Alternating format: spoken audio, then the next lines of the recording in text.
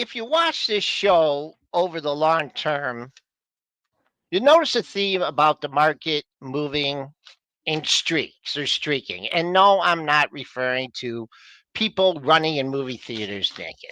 I'm talking about successive days of the same price action. Well, we had a 9-day winning streak that was broken yesterday. We're going to need some heavy lifting here to not avoid a 2-day losing streak. Will it be 3? Will it be 4? Who knows? Tons of earnings to cover. We got some tariff news. What a shocker. 8:35, Jeff Hirsch, Hirsch Organization, Stock Traders Almanac. He'll join us. We got a lot to cover here on Pre-Market Prep.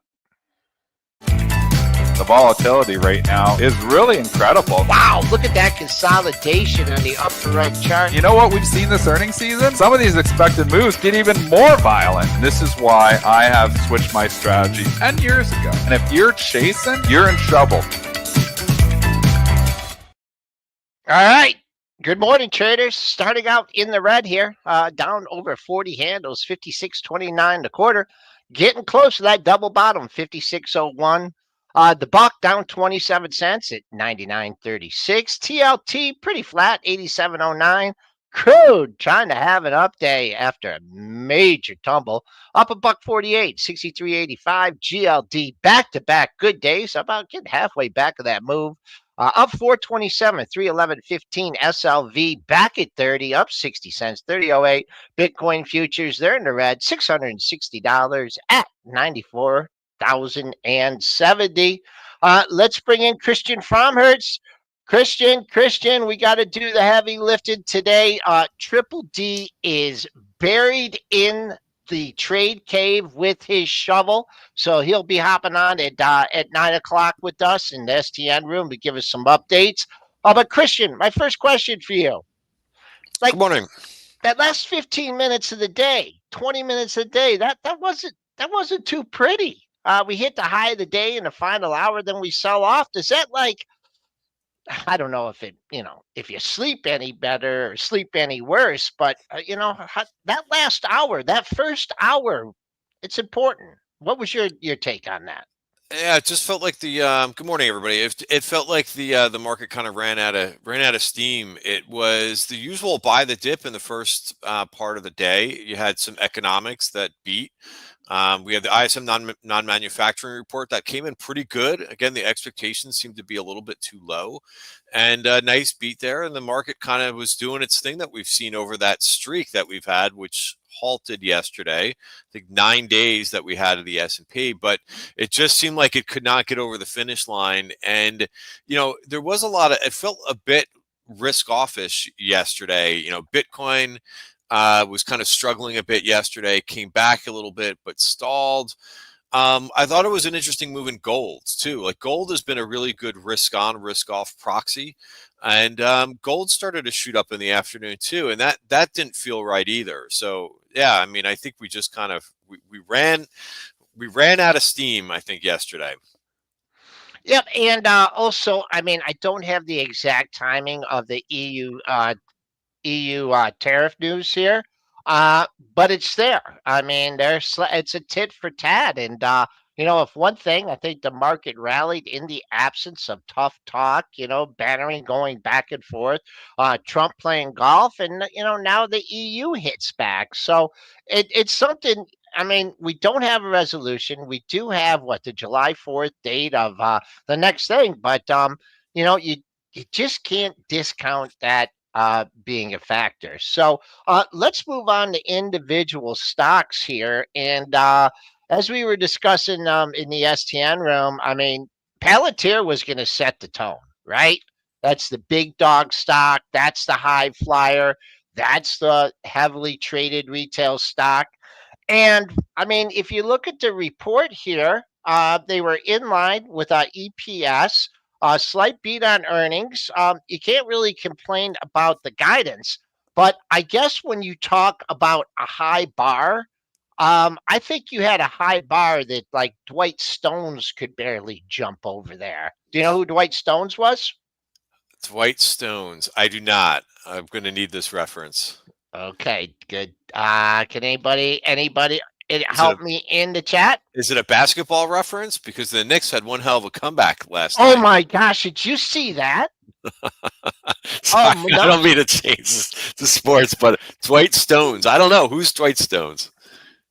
He was for the longest time. He had the yeah, zippity doodah nose, Olympic high jumper. Okay. Yeah, for the longest time, and no, he didn't do the Fosbury flop. Do you know what the Fosbury flop is? I do know what the Fosbury flop is. Okay, That's the all right. that's What do you we're think? What do you think about Palantir here? I Boom, think high bar. I think you're absolutely right. I mean, that's a pretty good analogy with the high bar and the Fosbury flop. Geez, I don't even know how to come back on that one. But yeah, I mean, it's on your chart there on the upper right chart. I mean, the obvious look there is a double top. I mean, it really looks that way. We got right up to the previous levels in price. I don't think that they had a bad report. I think that the report was pretty good. It's just that the stock advanced so much, and you've got to let's see if I can come up with an analogy. Like you've got to have a perfect 10, like you know on the uneven bars, you got to have a perfect 10 to be able to be able to advance from there. And you know, I listened to a little bit of the earnings call. They're very cocky on that earnings call about AI and how their AI is the best. So. It's tough. And, you know, I think that it has the chance for the dip to get bought because it is such a loved stock and it really hasn't been moving on fundamentals at all. But maybe it takes a couple days for that to kind of work its way out. Okay. Well, you talk about a double top. I talk about a quad top because if you go back to February, you had a pair of highs right in the same area. So, I mean, that's just and I noticed this yesterday. It's just like someone I want out at 125. I want out at 125. 125 is my target. I don't care what they do during report. I don't even care if it spikes to 130, which it did in the after hours. So, and besides that number with the four highs, right? You can also put emphasis on the three closes, and there were three closes around 124.60, 124.50. So that's the highest mark it's anyone's had on their sheets. I'll just give you the pre-market low here. Obviously, you're going to have to let the dust settle. If you came in here with a put position or short position, you want to see them take out that pre-market low at 112.05.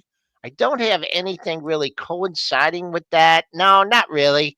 You could just look at your daily lows, 110.54, 108.87, boom. Expected move, I believe, was 18. So we didn't get that on the upside. We closed right around 124. So I don't think we've seen the expected move on the downside as well. So that kind of set the tone, and then you have another high flyer, another retail favorite.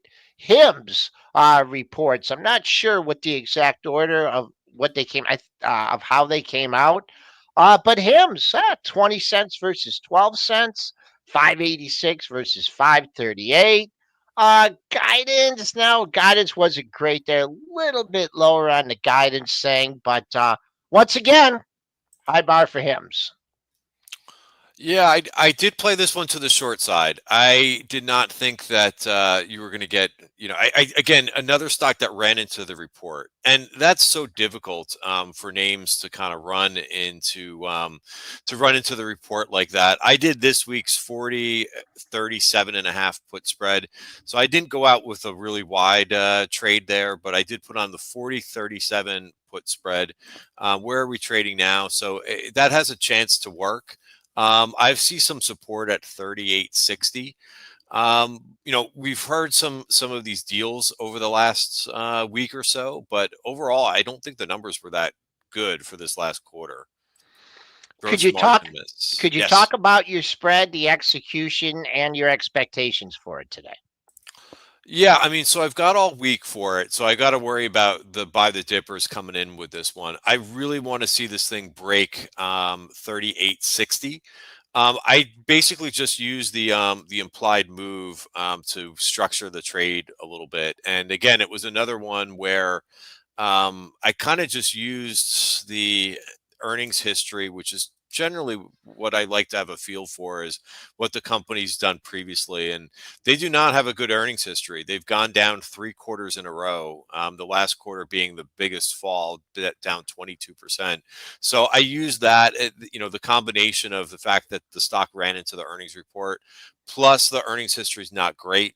I thought that that was a good opportunity to put on a short trade. So yeah, I'll need the stock to close by Friday, which might be a little bit of a stretch, but I'll need this the stock to close below 37.5 to gain the to Mm, get the whole 250 on the put spread. okay, but you paid a portion of that 250, right? So Yeah, it was an expensive trade. I couldn't. I didn't want to go any I didn't want to go any wider because the options were too expensive, okay. even for a spread. Yeah, you'll get eke something out. All right, we're gonna do a report that no one cares about here. Ford down 21 cents. We have to mention it because we're in the Motor City, and tough. I mean, as long as these tariffs overhang are here, Ford actually beat by 12 cents. Yay! Sales beat. But hey, it's going to cost Ford, 1.5 billion for now on tariffs that we don't know about. Nice run up into earnings, trading right just under $10. So let's see if it can hold that psychological 10 level. And there's a look at Ford down, but as to be expected with the tariff overhang. Well, a little more action this morning, right? And Palantir, as I said, setting the tone for growth stocks. And here you have Celsius Holdings reporting. They missed 18 versus 19, a slight miss on revenue, not seeing any guidance yet. It was just hanging. This one's a tougher call. It was trying to get support at 34. That's wow, they knocked us under $30. Are you kidding me? 29.79 low. Now you got a little pop. After that kind of drop in the pop, I will be looking at, can we clear 34? The close was just under that. To me, I'd say no rally time for Celsius until we could get back above 34. Yeah, I mean, interesting the miss here, and the stock has come back quite nicely. So some resilience, some buy the dip going on here. But just reading some of the comments because they did miss on their numbers, which is not particularly good because this is not a cheapy stock. This is not as cheap as Coca-Cola or Pepsi. You're looking at a PE of 60 or a future estimated PE of 36. So I'm surprised that the stock is coming back here. I'm trying to look for something that they said that was positive, which I can't seem to find. Just reading some commentary from the JP Morgan analysts says revenue was likely impacted more than expected by the company's distribution agreement amendment and higher retail promotional allowances. Also notes the stock has surged 33% since Celsius announced its Alani Nu acquisition in February. Still, the analyst says that the first quarter expected to be soft. Retail scanner data improved through the quarter for the Celsius brand and accelerated for Alani Nu, if that's if that's how you pronounce that product. And gross margin was stronger than expected and reached a new high watermark. And they have their rating as a overweight. So I guess trying to give them a little bit of the benefit of the doubt, but I don't know if I would be buying the dip so aggressively. What do you think, Joel? I just think I look at this chart. I'm looking at the bottom right chart here. And the way I look at this one is I wasn't in it in 22 and 23 up to that run, and I wasn't in it on the ride down from 95 to 21. I think you can pull your hair out. You can get SMCI to death. I don't, not investment advice. I don't think this stock is going back over 90. Nor do I think it's a zero. Do I think it's going down to 11, $12? I just think it's a trading stock and trading momentum. I know we say Dennis doesn't pay a ton of technicals. If you have good technical indicators on this, follow them. But I mean, a power drink, an energy drink. Actually, I drank one once when I was on vacation, and it like I don't know. I I don't know. Did like pick me up? Oh, I feel so much better. I'm gonna go, run a marathon. Blah, But then again, I never drank Monster. I never drank Powerade. Man, my Yep. Costco coffee. I mean, that's what I need. That's it. I'm But I'm with you. I do like the seltzer drinks. I don't. Did you try a seltzer drink or was it a regular? Because they have both. They either have some drinks that are kind of just normal, and they also have seltzer too. is that have? It's not Bubbles. alcoholic, right? Not. I mean, clearly you didn't get a buzz from the. No, they're not. These are not alcohol. If you have to ask, that's a no. I all right. So, if those earnings Yes. reports left a bad taste in your mouth, Oh, nice. Good segue there. Very nice. lemonade insurance company, online insurance company, or something. I don't know. AI. Yes. Um, 86 versus 92 Yep. beat, but they still lost money. Don't get too excited over companies that lose money all the time, unless you're Amazon. Back in the early 2000s, sales beat, so mixed report, 151 versus 145. How's guidance look here? I mean, nah, that guidance doesn't look great. Kind of, I mean, why even give a little bit lower guidance here? But that's okay. In sales, wow, do they have a brilliant accountant? Um, the sales Q2 sales guidance they said between 157 and 159 versus the 148.34 estimate. I mean, that guy is working Smooth. overtime. Smooth. Uh, Lemonade pop up over 33, 33.50, 33.82 is your pre-market high. Buck 20 away. I guess no any daily highs there. Yeah, I see a daily high at 34.70. So if in fact you get back up there, I'd call that 2.5, 3-star resistance. What do you think about lemonade? Yeah, I mean the guidance is a bit underwhelming there. I think for this move, I mean you got a nice little move here, up to 33.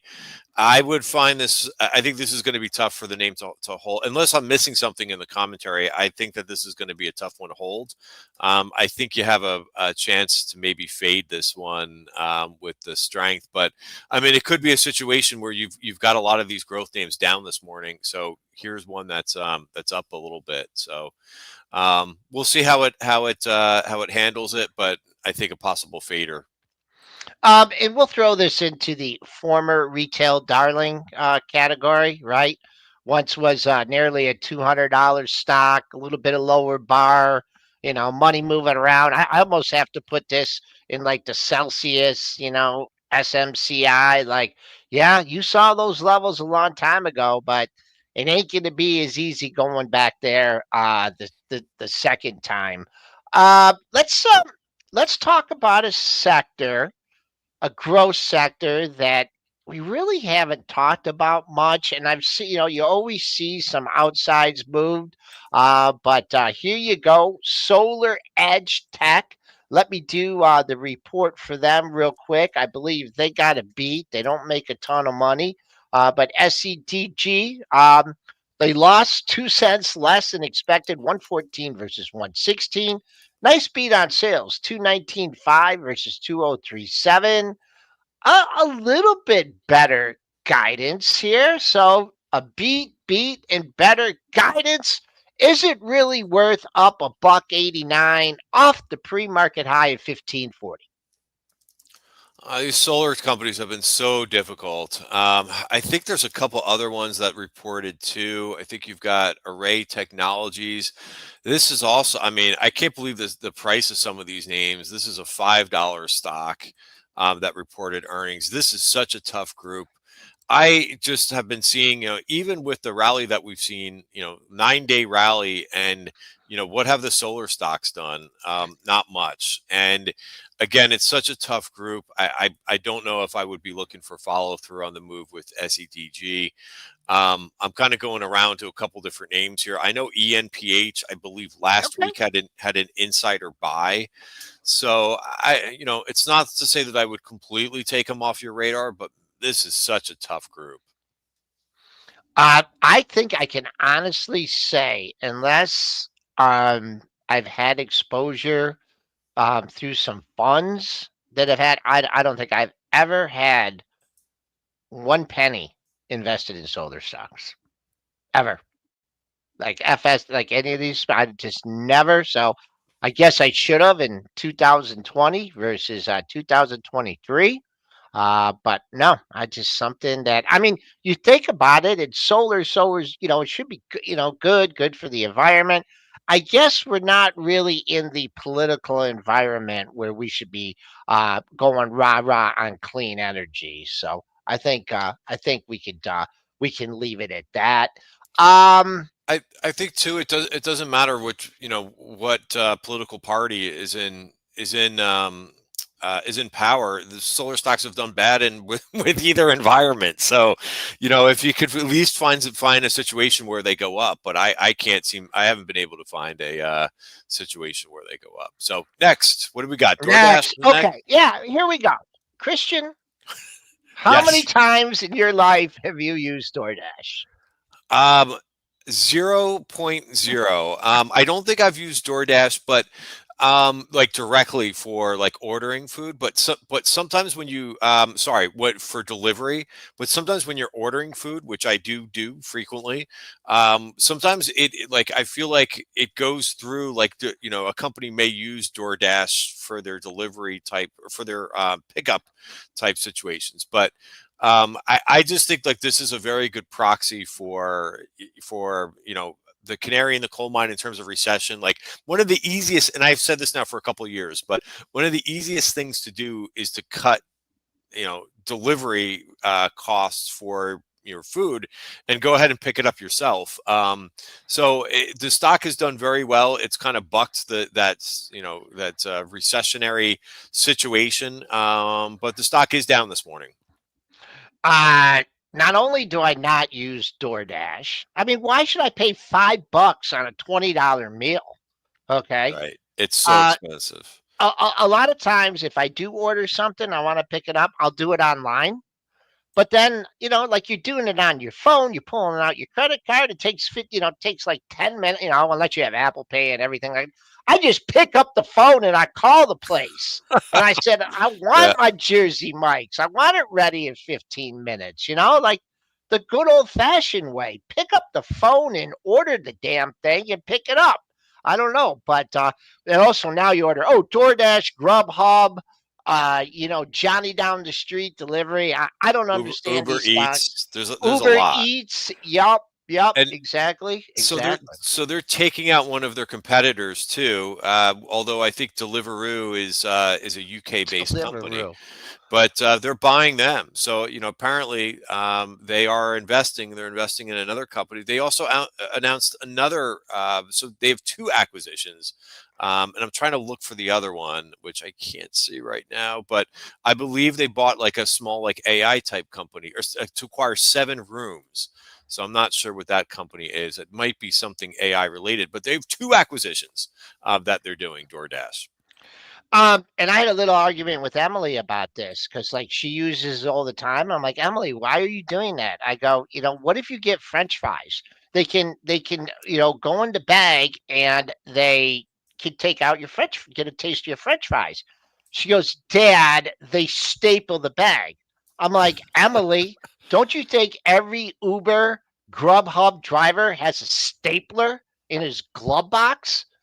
And all he has to do is take a few pieces of the food out and then staple it back up again. So, not a fan of this stock. That doesn't mean you can't make money buying it or selling it. Boy, you got to spike down here to 190. Nice round number, $5 off that. The big boy, not the big boys, or somebody. Ooh, boy, there's a nice pop there. Someone has some interest at 194. So since that's $3 away from right now, I'll keep an eye on that as a minor level. Longer term, you want to see if it could fill the gap at 201.05. That's it. I mean, a little tumble. I don't know how much they paid. I don't know how much of it is your cash. I don't know. I Well, don't know. And regardless of our personal experiences or opinions with the stock, it did run. It's another one that ran into the earnings report too. So it's just it's such a high bar for these names once they've run. I mean, you look at where this was. The stock was just like 2 weeks ago. It was around like 180.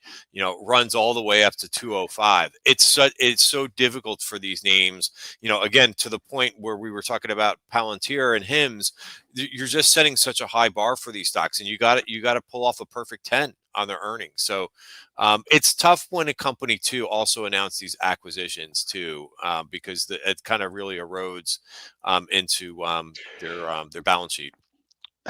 And I won't tell my Domino's pizza delivery story because I've told it 100 times, and Dennis will come on and say I was a bad kid, but even though I was in college when I did that. Let's move on to technology. The dog, Datadog, a little bit of a run into earnings here. Let's see if the dog delivered. Datadog earnings, we'll pull it up here. Datadog, let's see, they beat 3 cents. Beat on sales by 20 million. Oh, they must have the same accountant working for Datadog than they do for that other company. Guidance is 40 to 42 versus 41. A little bit of bump on the guidance on sales, not good enough for the stock having a run into this report. Christian Fromhertz, do we have our buy the dip hat on in the Datadog? Well, I thought the expectations were a little bit lower versus some of the other companies that we've already mentioned that have been reporting, but the stock rallied up to 112.50 and sold off. So I'm looking Oh, for I didn't see that. yeah, Wow. I'm looking for something in here that says what happened here, or what's negative, because the read-throughs look pretty positive. Hmm. But the market's not liking it here, so the stock is now down on the day. Yeah, I think also maybe market factors working against it a little bit. We do have you want to do some earnings previews here. We do have some big earnings after the close. To me, I think the highlight would be AMD. AMD due to report. You notice when when the stock is high flying and it's ripping, and then you get on Kramer, but when your stock is like a laggard and it gets cut over 50%, you're just not on as much anymore. Right. Yeah, you're not up in the rotation as much. This is going to be an interesting report because this has been AMD has been such a laggard, and it's still I think the retail crowd is still holding on, still holding out hope for this stock, even though it's been such a dog over the last over the last year. I would say it's really been poor. We've heard it from Lisa Su, the CEO, a couple times in terms of product events, and they've really been underwhelming, those shareholder event days. So this will be the time again. Earnings can change things. I mean, earnings are the time where a stock can change its personality. I'm full on waiting. I'm not. I'm going to wait to see what they say. They've got to come up with something where they're grabbing market share. It can't be like, hey, we're going to release another AI chip, and let's see how it does versus its competition. We got to hear something where they're grabbing one of their chips is doing something different than their competitors, because it just seems like Nvidia keeps eating their lunch. Yeah, and I mean I mean it has its rallies, where you think, oh, 80 to 100, this is it, but then it had 100 to 115. Oh, this is it. I mean, it's just until it has one of these rallies and then it actually holds a pullback here. What about the PE? I mean, I know the PE is just this one is not outrageous, is it? Let's see, what do we got? That's a great question. Is it cheap at this point, considering how much Yeah, it's that's what I'm rallied? asking. Yeah, Yep. it's no. Well, listen, the PE right now is an 86. The estimated PE for December is 22.6. So there's quite a. I don't know if they took like a one-time charge or something Okay. with that, but yeah, I guess if you look at the forward PE, it's not that expensive. It's Where's let's see what Nvidia is for comparison. That's got to be higher, right? That's even not that bad. The January 26 PE estimated PE is about a 25. So these stocks are not that expensive as they used to be. Okay. All right. Trade balance data. Crickets. If there was anything meaningful on it, I think Brent would hop in on it. Um, Not really moving. We're Yeah, off. I mean, we're in the hole. I mean, we're in the hole 50 handles. I wish I could tell you that 56 1650 was a good number, but I can't. I'd be lying to you. The only thing I can tell you versus the S&P, and I know this is going way back, especially for Dennis. After Thursday, we had the sell off the end of the day, Apple, Amazon. We bottomed at 56.0175 on that day. And then the Friday pre-market, they're like, should we buy? Should we sell? Should we buy? We double bottomed at 56.01. So there's a double bottom basis the 24-hour market. That's my level on the downside today. I think that bulls right now, they have an easy chance to defend that level. So that's what I'm looking at. Also on Friday, after you had that double bottom on Thursday and Friday, you had China. We got a China deal overnight. And then that, we got to buy. And then we had a good jobs number. So a lot of different factors here. But let's keep an eye. Let's see if we can hold. And just to make it a triple good number, Brent loves your whole numbers. And at 5601, boom, is right there next to 5600. We got a special guest in the background here. That's Jeff Hirsch of the Stocks Traders Almanac.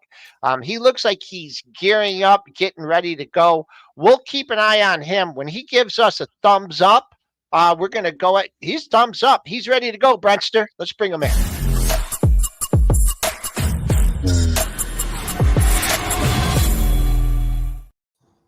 Morning. Okay. Good morning. Good morning, Mr. Hirsch.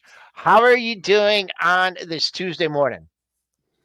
Well, it's a little bit dreary here in Rockland County, but the yard needs the water, so we're okay with it. Okay, we love to talk. Seasonal. How you guys doing? We're good. I don't know. For some reason, even though the market's down, I'm just in a good mood today. We're just we're flowing right along here, and we just we can't. What's this big China news you're talking about? Well, Friday. Oh, there's always a deal. We got deals with 250 They said countries. they're willing to talk if we drop the tariffs. I mean, what kind of deal was that? Is that the one you're talking about? I'm talking about Friday. Friday night when you were sleeping. I mean, that they said, who knows what to believe, right? We talking, we're not talking. We want to talk, but you don't want to talk. We're talking to everybody. We got 17 deals. I don't know. I almost feel like it's like such noise in the market that we want to concentrate on seasonality, right? And we want to talk about how the market responds in post-election years when you have a Republican in the House. Well, we do this book every year called the Stock Traders Almanac. Yep. The 2025 edition is, been out for a long time now, but there's a page in there called Post-Election Year Performance by Party, page 28, if you've got your handbook handy. And Republican administrations historically have not done well. The market hasn't done well in the post-election year for Republicans. Midterm year has been worse for Democrats. And while things looked, more bullish at the outset of this year, it seems to be a little softer, a little old school Republican post-election year weakness with the Trump administration throwing a whole lot quickly at the world, at the economy, at the market, and we saw the sell-off. Yes, it's bounced back very impressively so far. Probably a serious bull market correction as it stands right now, but the concern is some of the charts, some of the post-election year patterns where it's kind of a flat to negative. So we came out with our forecast in December for 8 to 12% being the big base case, 65% probability. Worst case scenario, about 10% flat to negative with a lot of this, typical Republican administration stuff. There's been some comparisons to Reagan coming in after Carter, and we're seeing some, concerning market behavior, down Q1, down April, down best 6 months. So we've sort of flipped our or increased the odds of our worst case scenario to about 60% now for flat to negative, teetering on bear recession territory. So we're looking at it. I mean, yeah, we had a great bounce back off the April 8th, April 9th low there, but we still got, you were talking some technicals when I logged on. Okay. And there's some concerns there. There's some hurdles to be cleared still. So we're making some progress. I think the rally's got, some legs, at least until, we're talking seasonality, or at least until the end of the best 8 months for NASDAQ, which is June. So that's kind of what we're looking at right here. A combination of some seasonals and post-election year cycle stuff.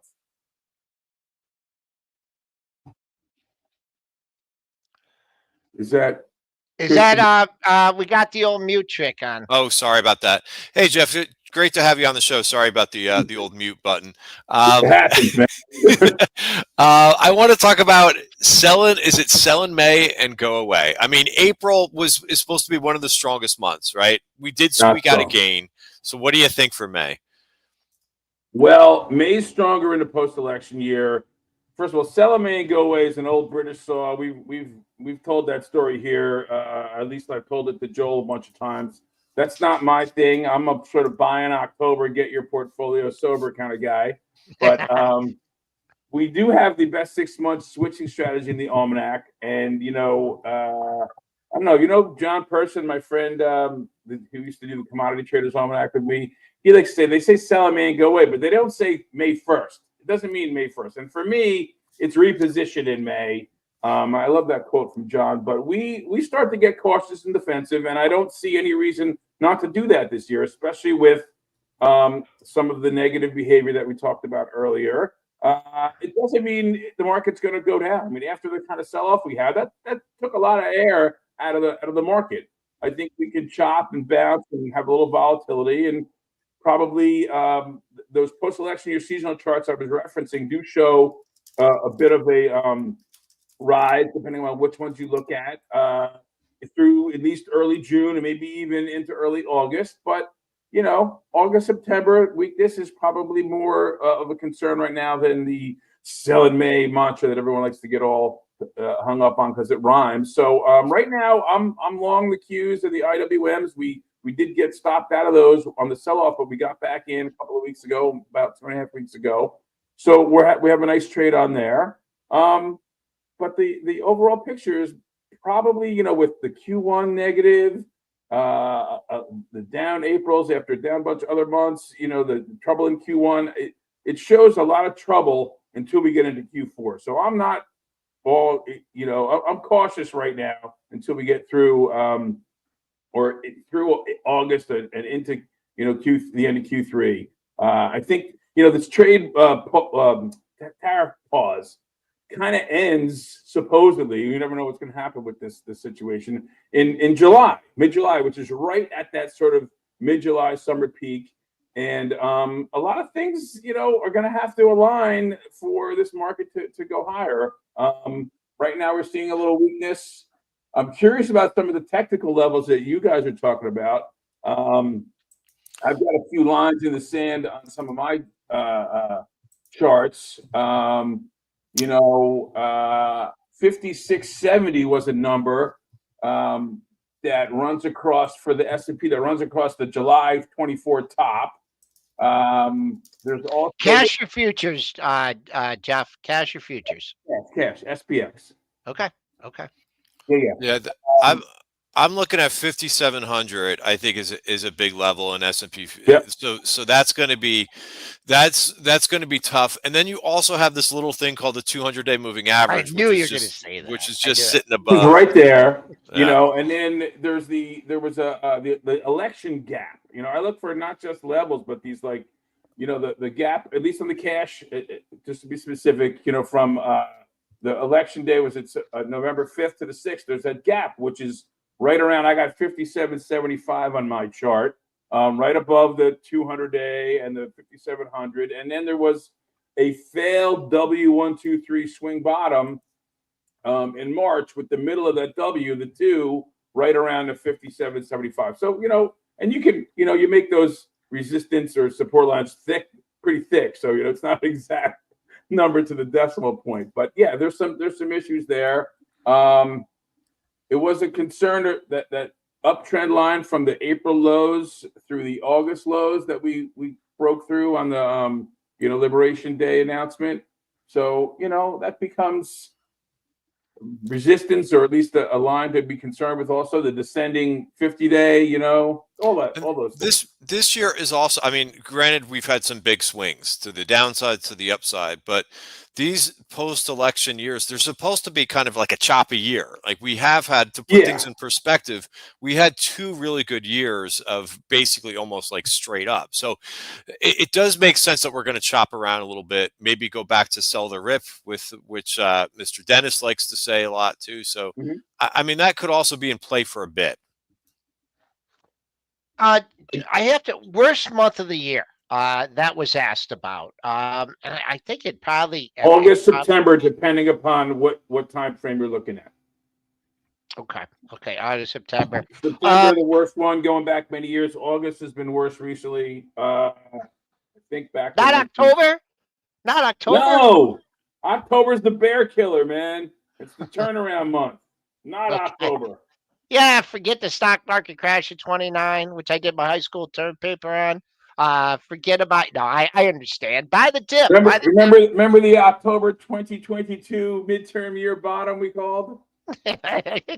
We all call the bottoms. It's easy. Some of us, not all of them. Just that some one. of us sell the bottom, and others buy the bottom. But we all call the bottom. Just a couple more things before we let you go here. Sure. What are the themes in our show? What we try and identify rotation, right? Mm-hmm. And of course, with rotation, you have seasonality. It just seems so choppy. Oh, it's a growth day. It's a value day. Oh, it's 2 growth days in a row. Well, now we got a down day. It's 2 value days in a row. Are you seeing anything in seasonality that's going to help us out with figuring out this day-to-day rotation? Yeah, well, day-to-day rotation is not my game. There are people who day trade very well that can do that, and that's not me. But I can tell you that in the worst 6 months, a couple of sectors we like that have performed well during this sell in May period, the May to October period, are utilities and staples, which are 2 positions that we have, XLU and XLP. And then, with the current dollar weakness or some concerns with the market, we've picked up some of the currencies ETFs, the Euro, Franc, and Yen, FXE, FXF, and FXY, as well as the commodities ag ETF, the DBA. In addition to still being in the Qs and the IWM, the Russell 2000. So, we're looking at some of these charts while we're talking about some of these things. The Russell 2000 chart, I went through them all. It's bounced nicely off that low, but geez, it's got so much overhead there. It's a big concern for me. NASDAQ also, made a good run last week at 18,000, and that's the composite cash I look at for that. Is a little more trouble getting above that. The sort of the July high I was talking about. For the S&P, but utilities. Do you make anything of, Jeff, with the I mean the move in IWM and even the microcap ETF, which is IWC, has made these real nice aggressive moves from the lows. But to your point, there's so much overhead supply with this. What other sector too that's you mentioned utilities and staples, and I think the utilities have done particularly good power generation companies have done particularly good. But what's been a little bit of a surprise, because tech has been such an underperformer, you're starting to see some groups in tech really stand out. Now, the overall XLK is kind of tough because Apple's weighing it down. You also have Microsoft in there too, which has actually done pretty well. But software and cyber have done, particularly well and have been standing out. Do you think that tech is starting to, perhaps that there's some areas that are a little bit less tariff sensitive? Do you think that this could show some leadership rather than just the defensive groups? I think that makes sense. I mean, we're seeing some of the weakness in like Palantir, or some of the lack of, real strength in the whole AI chip sector, but software and cyber, I think, make a lot of sense. And that there's going to be a need for that with regard to this tariff stuff. So, the whole tariff thing is got everyone on their heels. It's a game. I don't know. Did you see Bessent's op-ed piece in the Journal? I think it was over the weekend or Friday. It was kind of interesting that they're talking about this long game to bring Main Street, back in line with Wall Street, and it seems kind of strange to me, coming from a guy who was part of breaking the Bank of England with the Soros hedge fund. So I'm just concerned with the lack of clarity and the uncertainty and this sort of out over their skis type of behavior with this administration. It's typical of a new Republican administration, but even more dramatic and more drastic. So I don't believe that it necessarily means that there's going to be bad for the long run, like we had in the 80s when Reagan came in and shook things up. But the short run, there's going to be a lot of growing pains and change, whatever the long run is. So cyber and software, follow the charts here. They're working out a little bit. Seems to make sense to me. But I'm cautious and waiting the worst 6 months out. And we also have our position in the short-term bonds, SGOV, SHV, just to chill while we wait for that fatter pitch. All right, Jeff, one technical question, then one final comment before we let you go. In your opinion, how are V bottoms usually resolved? Well, V bottoms by definition are quick. Yeah. There's a bit of waterfall decline analysis that we've done where, these quick 12 to 28% ish types of drops in 2 to 4 months generally get recovered by about, on average, 5 months, maybe 8 months or 9 or so. So it's looking V bottom. Some of the hurdles. I guess it's a bottom. If it's bottom, if it doesn't break a V, then we'll say, well, what about a W bottom? What about a W bottom? I like better. I think they're and those are swing bottoms. Now, people have gotten ahead of themselves with calling this a bear market. It's not a bear market. It hasn't been. It was flirting with one. We didn't get the 20% down on the S&P. Yes, some stuff is down more. You can argue whether it's advanced declines or Zweig breath thrusts or whatever it is, but I've stuck to the Ned Davis research definitions for years. We haven't had that 13% drop in the Dow over 145 calendar days. We haven't had a 30% reversal in the value line geometric. So to me, this is a pretty solid, a very steep bull market correction, not a bear yet. So V bottoms happen in bear markets, right? At the end of bear markets. So it's still, we need a little more hindsight. Okay, Jeff, a final question for you here. And I've been interviewing you for like 10 years, right? And I can't believe I never asked you this question. This is probably the most important question that I've ever asked you. Are you ready? Ready. Do you take outside contributors to the Stock Traders Almanac? Yes, but usually it's something that we compile, and it's not just somebody submitting something. Okay, I'm going to give you a something just to note, and then you can discuss it with your team. It has to do with Warren Buffett. Okay, that's interesting.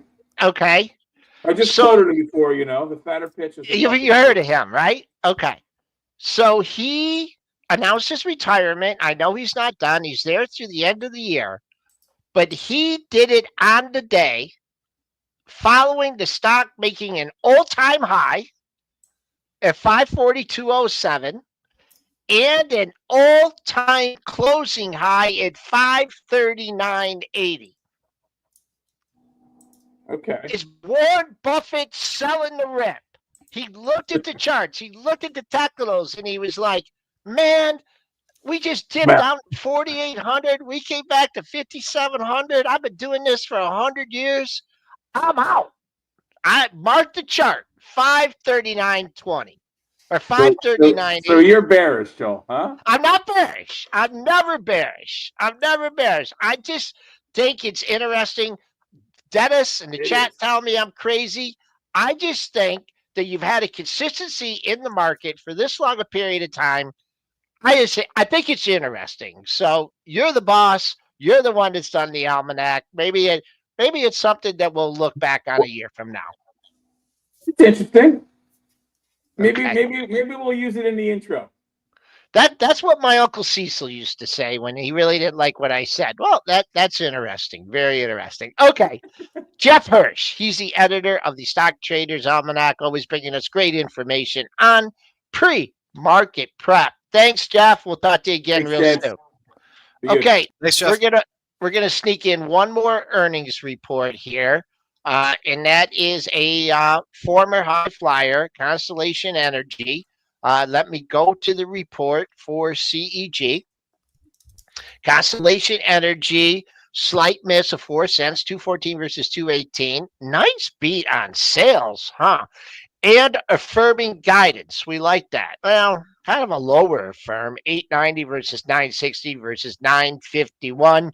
Christian, our CEG expert, is it time to buy the dip or are you waiting for 220? I'll be watching this one. I mean, I think the dip's already been bought a little bit. I think it traded all the way down to 228. It's now back up to 240. That's a big line in the sand for CEG. So that's where I would be watching 240 and 244.80. But I think this is just a really good proxy for the group. We're going to get another one of these big power companies that report later in the week, which I think is also going to be interesting. I'm actually looking to maybe pre-position into this one. This is VST. So this is I think a bigger name to report this week.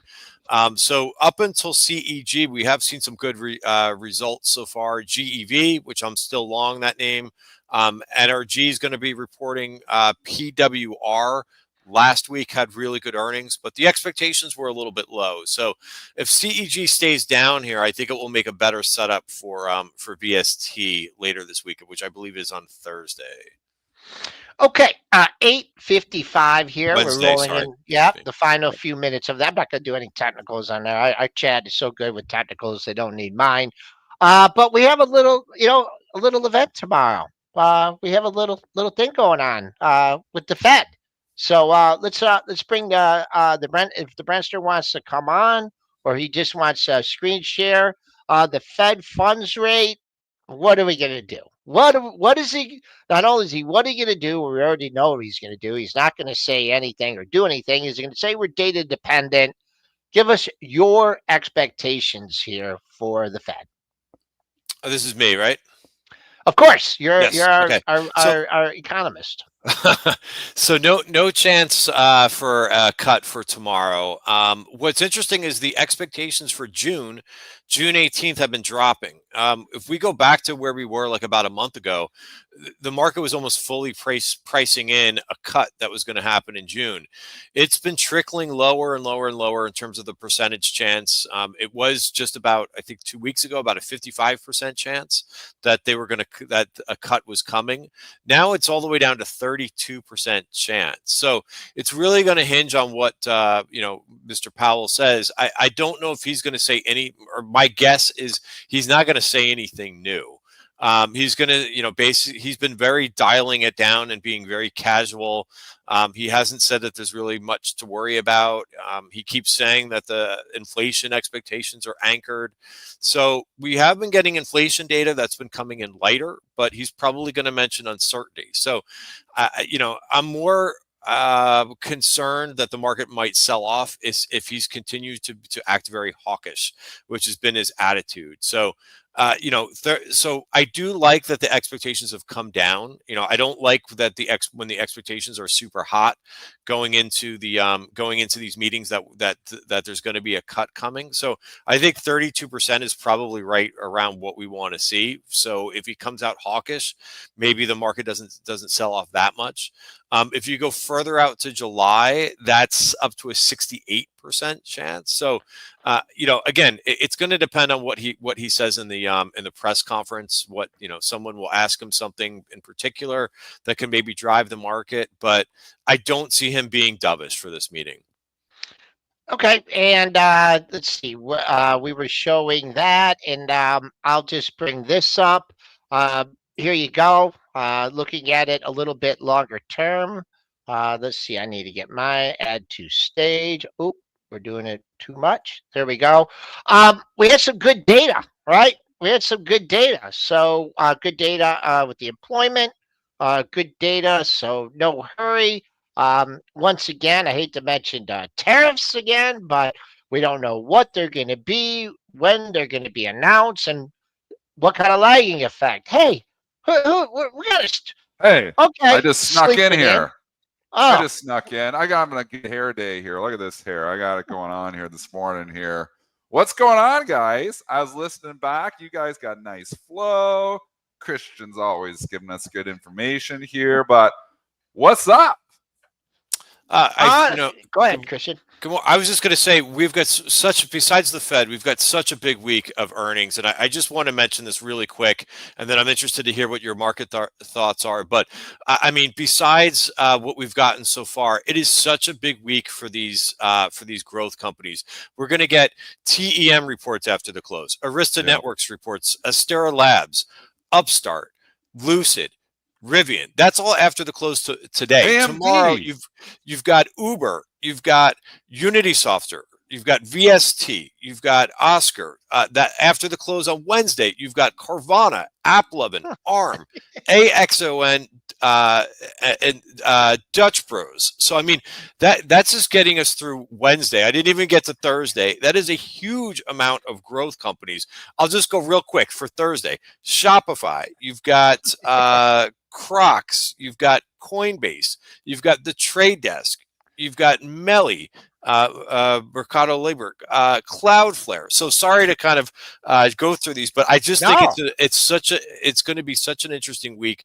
It's been a dud so far. Dennis, what do you think about what we've gotten so far with earnings? I think and again, today may be the best example yet here. Like some of these stocks, and these are all your growthy tech names, widely followed retail. It's been all about the bar. I mean, just sitting back and even watching your show here this morning as we're going through, it was like when we were covering those growth names, it was like 5 for 5 this morning, like Palantir.